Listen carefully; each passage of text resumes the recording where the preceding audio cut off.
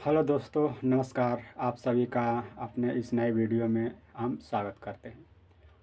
आज हम बात करने वाले हैं अपने ऑब्जर्वेशन के बारे में, जो मैंने कुछ समय पहले ही ऑब्जर्व किया और देखा और इसको थोड़ा परखा, तो मैं इस पर थोड़ा बात विचार करूँगा। तो एक घटना से मैं आपको ये जो अनुभव है बताऊँगा। तो एक घटना ये है कि हमारे गांव में एक लड़की किसी लड़के से बात कर रही थी, तो उसको परिवार वालों ने उसको पकड़ लिया और पूरा समाज जैसे कि पहले ही आकर उसको लगा समझाने कि ऐसा नहीं करना चाहिए, गलत है, ये है, वो है। उसके साथ हिंसा भी की गई, मारा पीटा भी गया और कई लोगों द्वारा समझाया भी गया। हालांकि देखें तो इस उम्र में जो टीनेजर के लड़के हैं, ये ज़्यादातर इनमें देखा जाता है। ऐसा होता है, ये स्वाभाविक बात है। हर एक लड़के को एक लड़के के प्रति आकर्षण होता है और लड़के को भी लड़के के प्रति आकर्षण होता है। दोनों को परस्पर एक दूसरे के प्रति आकर्षण होता है और ये आकर्षण इतना ज़्यादा होता है कि लड़के और लड़कियों को बहुत ही अच्छा लगने लगता है इसमें। लेकिन समाज इसको गलत मानता है, ऐसा नहीं होना चाहिए और ये थोड़ा सा गलत है भी, क्योंकि ये सही बात है कि सबके अंदर ये टेंडेंसी होती है। लेकिन ये जो उम्र होता है, इसमें हमें अपने करियर को भी देखना पड़ता है, अपने भविष्य को भी संवारना पड़ता है, अपने भविष्य को उज्जवल करना पड़ता है, अपना करियर बना, हर एक चीज़ के अपना भविष्य देखना पड़ता है। हालांकि ये होता है और ये जेन्युइन है, होना भी चाहिए। अब नहीं होगा तो कब होगा। लेकिन समाज में इसे सही नहीं माना जाता है। तो ये घटना घटी तो बहुत सारे औरतें आकर उसको समझाने लगे कि ऐसा नहीं करना चाहिए, गलत बात है, ये बात है, वो बात है। और कुछ औरतें आकर उसको सिखाने भी लगी, समझाने भी लगी कि देखो, हम भी तो अपने माँ बाप के लड़के ही थे, जो अपने घर परिवार की इज्जत को संभाल लिए, उनकी बात को मानकर शादी कर लिए। हम भी तो अपने घर की लड़की थी ना, अपने माँ बाप की इज्जत को संभाला कि नहीं संभाला, ऐसा उनका कहना था। लेकिन ये बात मेरे दिमाग में छप गई और मैं सोचा कि क्या सच में इन्होंने अपने घर की इज्जत को संभाला। और मैं कई दिन तक सोचता भी रहा कि यार, अगर इन्होंने अपने घर की इज्जत को संभाल भी लिया, अपने माँ बाप की इज्जत को ऊंचा भी कर लिया, इज्जत को संभाला, उनको इज्जत को डूबने भी ना दिया, तो इससे इनको क्या मिला।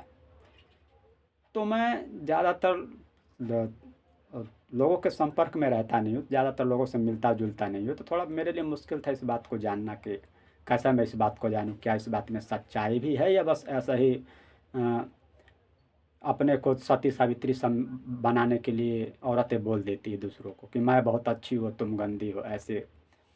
तो मैं शुरुआत अपने माँ से किया, मैं उनके पास गया। हालांकि मेरी माँ बहुत बुद्धिमान है, समझदार है, हर एक बातों को समझती है और कोई भी ऐसी बातें हैं जो है उन्हें लगता है हमें बताना चाहिए, वो हमें बताती है, हर एक बातों को शेयर करती है। चाहे वो कोई भी बात हो, अगर उनको दुख है तो दुख भी बताएगी, सुख है तो सुख भी बताएगी, हर एक चीज़ खुल के बताती है।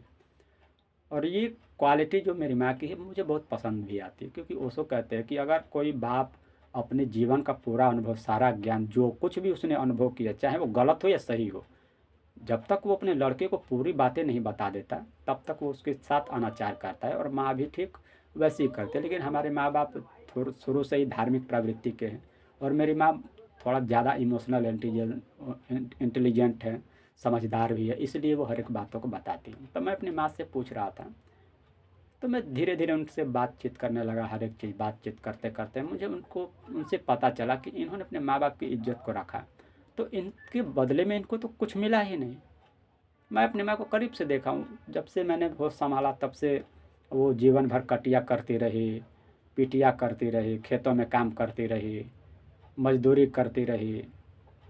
गोबर, मतलब कि सिवान बागीचे में जाकर भैंस चराती थी तो उनका गोबर उठाती रही, बहुत ही कष्ट झेला, बहुत ही परिश्रम झेला। वो घर में सबसे बड़ी क्या थी, बड़ी औरत भी थी, कहें तो अपने घर की सबसे बड़ी बहू थी, तो सारी जिम्मेदारियां उनके ही कंधों पर थी और उस समय परिवार बड़ा गरीब हुआ करता था। तो बहुत ही कष्ट सहा उन्होंने। तो मैं सोचता हूँ कि यार, मेरी माँ ने अपने पूरे परिवार अपने माँ बाप की इज्जत को रखा, तो इसको क्या मिला है। क्या इन्होंने इज्जत रखा, तो इसके बदले में इनको ये मिला। क्या ये महलों में रहती है, क्या ये 10,000 के वस्त्र पहनते, क्या इनका जीवन में क्या सुधार है? इनका जीवन में तो कुछ सुधार ही नहीं, अपने माँ बाप की इच्छा को रखे तो। आज भी ये कष्ट में है, आज भी गरीबी में जूझ रही है, आज भी एक एक चीज़ों के लिए तरस रही है। मैंने कहा कि अगर मैं अपने मन में कहता हूँ कि अगर आपने अपने माँ बाप की इज्जत भी रख ली तो उनको बदले में आपको क्या मिला? कौन सा आप घर में बैठ के खाती है, कौन सा आप अच्छे अच्छे वस्त्र पहनती है, कौन सा आप हार पहनती है, कौन सा आप सुंदर बन के अपने घर में बैठी है? आपके जीवन में क्या आपको आराम मिला? कुछ तो नहीं मिला। जीवन भर तो आपको संघर्ष ही करना पड़ा। तो आपको अपने माँ बाप की इज्जत को रखने में क्या मिला? आज आपके गले में एक सोने का हार तक नहीं है, वो था भी तो उसको बेच के लोग खा गए। आपके हाथ में चूड़ी तक नहीं है, आपके बदन पर 200-300 का कपड़ा है। इससे अच्छा तो आप अपने माँ बाप की इज्जत को तार करके चली गई होती, किसी दूसरे से शादी कर ली होती, किसी अमीर आदमी से शादी कर ली होती, आपका जीवन बहुत ही सुंदर होता। आप महलों में रहा करती, रानी बन कर रहती, सुंदर सुंदर वस्त्र पहनती, सुंदर सुंदर कपड़े पहनती, अच्छा खाती, अच्छा पहनती, अच्छा ओढ़ती। मेरी माँ यहाँ तक कहती है कि जब मैं अपने घर में थी तो मुझे किसी चीज़ की कमी नहीं थी। मैंने अपने जीवन का जितना भी सुख है मेरे माता पिता ने मुझे दे दिया। इसलिए मैं यहाँ आने पर भी उतना मैं दुखी नहीं हूँ, क्योंकि मैंने अपने जीवन का सारा सुख मैंने पहले ही भोग लिया है। इसलिए दुख मुझे ज़्यादा तकलीफ़ नहीं देता है। हालांकि वो पुल बनने के चक्कर में कहती है, मैं जानता हूँ, और मैं देखता हूँ, बड़े गौर से देखता हूँ कि यार जब से इन्होंने इस घर में कदम रखा है इनको दुख के अलावा तो कुछ मिला ही नहीं, कुछ नहीं मिला। हाँ, लेकिन ये बात मैं कहना चाहूँगा, मेरे माता पिता की ये बात बहुत अच्छी है कि इनका जो भी आपसी संबंध है, क्या है क्या नहीं है ये सब जाने, लेकिन इनके जो आपसी संबंध है उनकी वजह से हमारी परवरिश पर कोई आँच नहीं आई। हम 12 तक पढ़े हैं, अच्छा हमारे पास ज्ञान है, अच्छा बुद्धि है, अच्छा समझ है, इसीलिए तो आपसे बातें कर पा रहे हैं, इसीलिए तो हम वीडियो बना पा रहे हैं। और मैं यहाँ तक ये गर्वान्वित महसूस करता हूँ कि मेरे जैसा जो है, मैं जो हूँ, मेरे घर में मेरे जैसे लड़का कोई भी नहीं है। आज भी लोग, मेरे घर वाले मुझ पर गर्व करते हैं, मेरे माता पिता मुझे पे गर्व करते हैं, मेरे चाचा चाची मुझ पर गर्व करते हैं। हर एक लोग मुझे एक अच्छी दृष्टि से देखते हैं। एक तरह से कहो तो मैं अपने घर में आइकॉन हूँ और घर में सबसे बड़ा भी मैं ही हूँ। तो जब भी कोई उदाहरण देता है तो मेरा ही उदाहरण देता है, मेरे चाचा मुझसे बहुत प्रसन्न रहते हैं। तो मेरे माता पिता शुरू से ही धार्मिक प्रवृत्ति के थे, ईसा मसीह को मानते थे।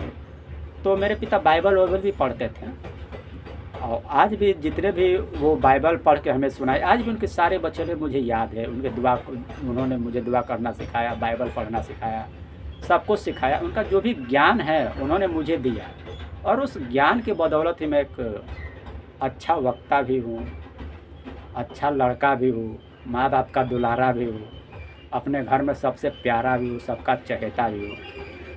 मेरे माँ बाप का आपसी संबंध जो था कैसा भी रहा हो, लेकिन उनके संबंध का प्रभाव मुझ पे नहीं पड़ा। मैं बहुत अच्छे से जिया। मेरे घर में जितने भी मेरे भाई मेरी बहनें हैं सब अच्छे से, सब चिल्ल जी।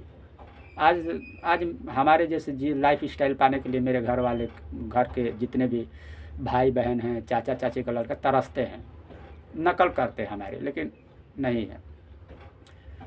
तो मैं ये बात कह रहा था कि माने अपने माँ का जो पर्सनल दुख है, दर्द है, तकलीफ़ है, वो जानती है, उनका मेरे पिता जानते हैं। और उनका जो भी तकलीफ़ है, दुख है, दर्द है, पिता ही दूर कर सकते हैं। मैं ज़्यादा से ज़्यादा क्या कर पाऊँगा? मैं ज़्यादा से ज़्यादा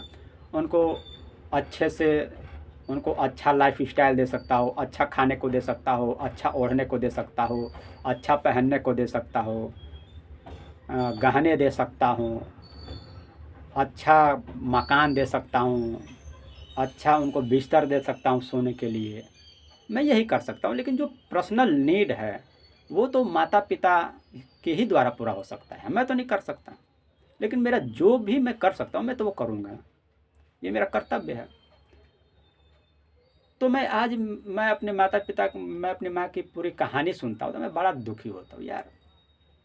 मैं बहुत दुखी होता हूँ कि यार बताओ यार, तुमने अपने माँ-बाप की इज़्ज़त रखी तो तुम्हें क्या मिला? मैं माता को बोल भी देता हूँ, यार तुमने अपने माँ-बाप की इज़्ज़त रखा तो तुमको क्या मिल गया? कौन-सा हमारा रानी की तरह रह रही हो? दिन भर तो दिन निकल जाता है खेतों में काम करते हुए। इधर जाओ तो उधर जाओ, तो इसका सेवा करो तो उसका सेवा करो। सारा जीवन तो तुम्हारा इसी में निकल जाता है, तुमको कौन-सा लाभ मिल गया है? कुछ नहीं मिला है। और इसी तरह मैंने माँ से भी जाना, तो मैंने देखा कि कोई फ़ायदा नहीं हुआ, माँ का इज़्ज़त रखने में, परिवार का इज़्ज़त रखने में कोई फ़ायदा नहीं हुआ। अंत में पूरा जीवन नरकीय ही हो गया है, भले ही ऊपर से आप मुस्कुरा रहे, हँस रहे हो। और मैं कहानी लेना चाहूँगा, और अपने इस माँ से भी तो मैं जान ही गया, लेकिन मैं अपने बुआ से, अब मेरे 2 बुआ हैं, उनसे भी, मेरे चाचा-चाची, उनसे भी मैंने बातचीत किया। तो मुझे पता चला कि बस करो, सब कोई अपने माँ-बाप का इज़्ज़त रख लिया तो कौन-सा, कोई भी राजा-रानी की तरह नहीं, सब कोई दुखी है, सब कोई बड़े ही बड़ रो रहा है। अंदर ही अंदर रो रहा है और सोचता है कि कोई आके मेरे आज सु पूछे, कोई देखेगा तब पूछेगा। तो ऐसे ही मेरी फूआ थी जो घर में सबसे बड़ी है, हमारे पापा में भी बड़ी है। तो हमारे पापा 5 भाई हैं और उनकी 2 बहनें हैं, 1 बहन सबसे बड़ी है, 1 सबसे छोटी है। तो मेरी बुआ की कहानी ये है कि उनकी जब शादी हुई तो दादा जो थे हमारे, उनके लिए लड़का देखने गए तो सुनने में आया कि वो एक साइकिल उठाए, तुरंत साइकिल दौड़ाते दौड़ाते दौड़ाते दौड़ाते पता नहीं कहाँ गए, किसको पकड़ा, तुरंत उससे उसकी शादी करवा दिया।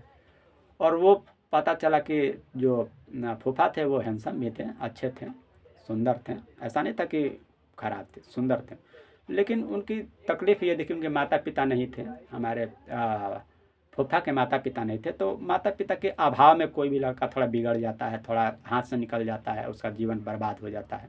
तो माता-पिता का बहुत महत्व है हमारे जीवन में। अगर माता-पिता ना हो तो फिर हम एक पशु से ज़्यादा कुछ नहीं हो सकते। और हमारे फूफा के संग भी ऐसा ही हुआ, क्योंकि उनके जन्म से ही उनके माता-पिता मर गए, शायद ख़त्म हो गए। तो उनकी बहन ने ही उनको पाला था। तो माता-पिता का एक जो साया होता है वो अलग ही होता है ना। इसके उसके ही साए में एक महान व्यक्ति का जन्म होता है, एक अच्छे व्यक्ति का जन्म होता है, लेकिन उनका नहीं था। तो वो शुरू से ही अपने जीवन में गलत संगत में पड़ गए, कमाने वाला कोई नहीं था, तो जैसे-तैसे कमाए, गरीबी में अपना जीवन पाला।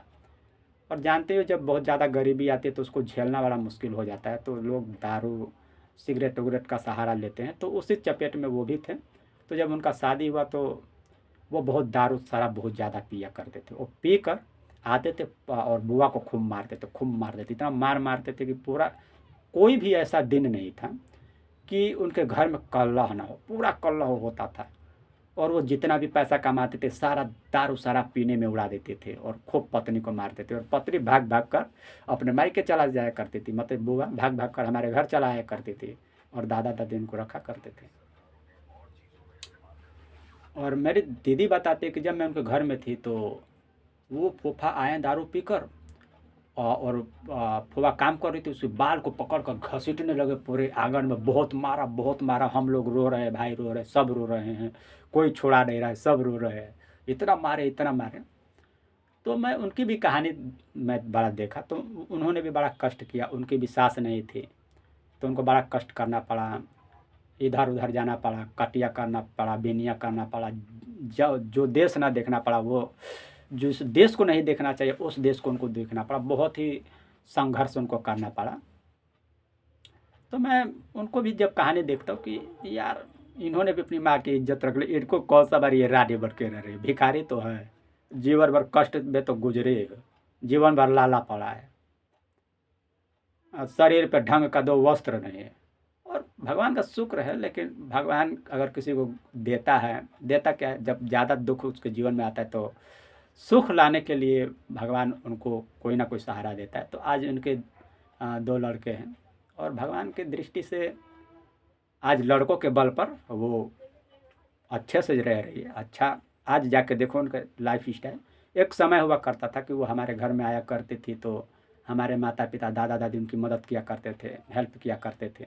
लेकिन आज एक समय है, आज वो बहुत बूढ़ी हो चुकी हैं, लेकिन उनका वस्त्र आप देखेंगे तो एकदम चकित रह जाएगा, एकदम सुंदर सुंदर वस्त्र, एकदम काला काला साड़ी, एकदम मस्त, एकदम एकदम समझ लो कि हमारे माँ आज भी 200-300 की साड़ी पहनती है, उनको कभी अब 200-300 की साड़ी नहीं, 500, 600, 700, 1000 तक की साड़ी पहन रखी है अपने लड़के के बल पर। हालांकि सुधरता है जीवन, तो उनका भी जीवन सुधरा।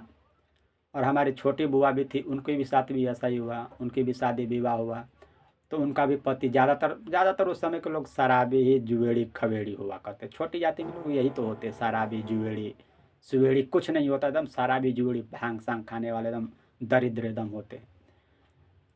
तो उनकी भी शादी हुई, तो उनका भी पति वही नकारा निकल गया, दारू पीता था और खूब मारता था, पीटता था और मारता पीटता था। और उनके 3 लड़के भी थे, तो उनका जो आपसी मतभेद था, उनका प्रभाव उनके बच्चों पर भी पड़ा। उनके बच्चों का भी आज आप लाइफ देखें तो उतना खास अच्छा आप उनके लाइफ को नहीं देख सकते। उनके लड़कों का भी जीवन बड़ा संघर्ष से गुजरा। मेरे बुआ के भी लड़के का जीवन बड़ा संघर्ष से गुजरा, लेकिन वो जो लड़का, बड़े बुआ का लड़का था, वो डॉक्टर बन गया, लेकिन वो छोटे बुआ का लड़के अभी भी कंपनी में काम करते हैं। तो खैर, अब धीरे धीरे पति का सत्ता जब घर में ख़त्म हुआ, अब लड़कों का राज आया, तो अब माताएं बुआएं राज कर रही है। कई औरतों को देखा, कई औरतों से बात किया, तो मैंने यही पाया कि इन्होंने अपने माँ बाप की थोथी जो इज्जत होती है ना, जो नाक बढ़ाने वाली इज्जत होती, होता कुछ नहीं, गरीब होते, दरिद्र होते हैं, दीनहीन होते हैं, दूसरे की सेवा कर कर जीते हैं, दूसरे का काम करके जीने खाने वाले लोग, ये लोग अपनी इज्जत को बड़ा ही ये समझते कि बड़ा इज्जत है, कोई 10 लोग बोलता नहीं है तो बड़े हम इज्जतवान हैं। हमारे मोहल्ले में ऐसे बहुत सारे लोग देखने को मिल जाएंगे। मियाँ जो मुस्लिम हैं, उनका काम करेंगे, उनके घर में मेहनत करेंगे, और उनके घर से मेहनत करके कमा के आएंगे तो बड़े अपने आप को इज्जतदार समझेंगे, बहुत इज्जत वाला समझेंगे। तो जितने भी औरतें ये क्लेम करते हैं कि मैंने अपने माँ बाप की इज्जत रख ली, तो मैं उनसे यही पूछना चाहूँगा, तुमने अपने माँ बाप की इज्जत रख ली ना, ठीक है, रख ली, अच्छी बात रख ली, उसके बदले में तुमको क्या मिला?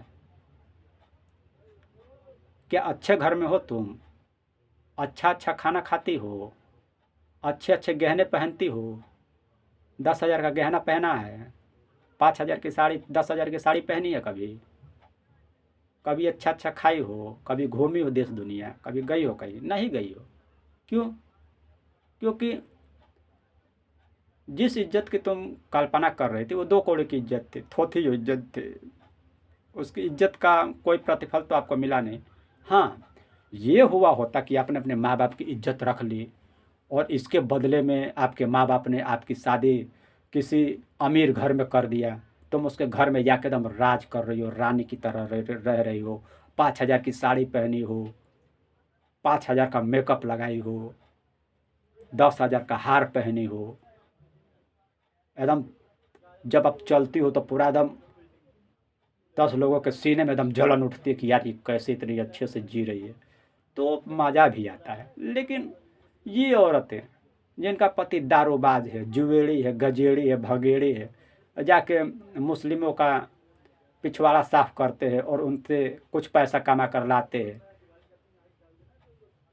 तो उनसे इनका घर चलता है, और वो जाके दूसरे की चुत्तर न धोए तो उनका बिहान ही नहीं होगा, उनका घर ही द्वार न चलेगा। वो अपने आप को बड़ा तंज कसती है, हमने माँ बाप की इज्जत रख ली, क्या रख ली, खा कर रख ली, कुछ नहीं मिला तुमको। इससे बढ़िया तो तुम ना रखी होती तो तुम अच्छा जीवन जीती।